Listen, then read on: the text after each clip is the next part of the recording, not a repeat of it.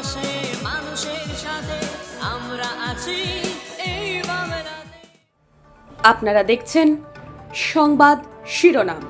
দেখলেন তো অনেক কিছু, এবার দেখুন নতুন কিছু। নমস্কার, আমি সাচি। আপনারা দেখছেন সংবাদ শিরোনাম। তৃতীয়বার প্রধানমন্ত্রী হিসেবে শপথ নিতে চলেছেন নরেন্দ্র মোদী।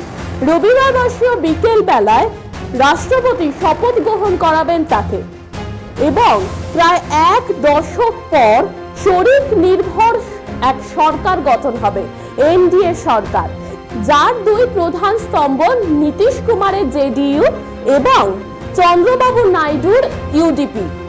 এই দুই সরকার মূলত প্রধান স্তম্ভ হিসেবেই রয়েছে এবং এই সুযোগে তাদের দাবি দেওয়া কড়াই গন্ডায় কিন্তু চেয়ে নিয়েছেন তারা প্রধানমন্ত্রী নরেন্দ্র মোদীর কাছ থেকে।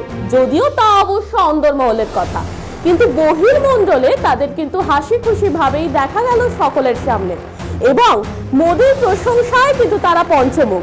এমনকি পরবর্তীতে বা আগামীতে কিভাবে তিনি অর্থাৎ মোদী সে সরকার নিয়ন্ত্রণ করেছে বা সমস্ত দিক ভালো করে চালিত করেছে সেই নিয়েও কথা বলতে শোনা গেল তাদেরকে, এবং যার ফলে স্বাভাবিকভাবেই খুশি হয়েছেন নরেন্দ্র মোদী।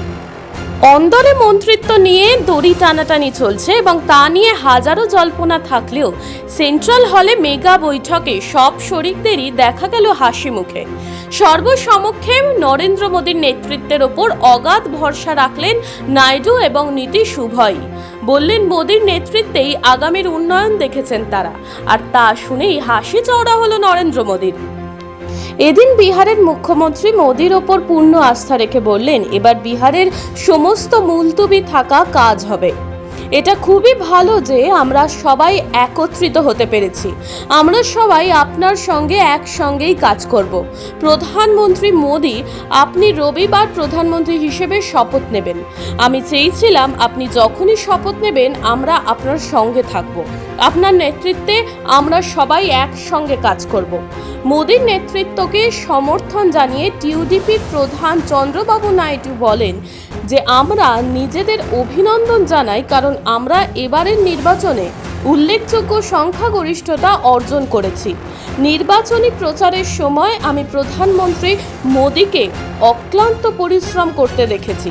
অটল দৃঢ়তা নিয়ে তিনি 3 মাস দিনরাত অক্লান্তভাবেই প্রচার করে গিয়েছেন। অন্ধ্রপ্রদেশে পরপর জনসভা এবং বড় সমাবেশ আমাদের নির্বাচনী সাফল্যের ওপর উল্লেখযোগ্য প্রভাব ফেলেছিল। সূত্রের খবর, এরপর বিকেল 5টা নাগাদ রাষ্ট্রপতি ভবনে গিয়ে সরকার গঠনের দাবি জানাবে এনডিএ শিবির।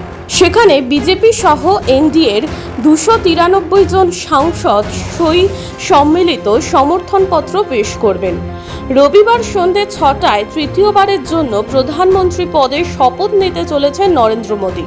এনডিএর সব শরিকদের নিয়ে আগামী দিনে পথ চলার প্রতিশ্রুতি দিলেন নরেন্দ্র মোদী। বললেন, 2024-এর লোকসভা নির্বাচন সব দিক থেকেই এনডিএর মহাবিজয়।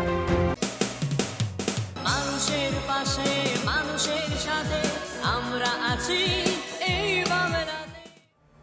আপনারা দেখছেন সংবাদ শিরোনাম। দেখলেন তো অনেক কিছু, এবার দেখুন নতুন কিছু।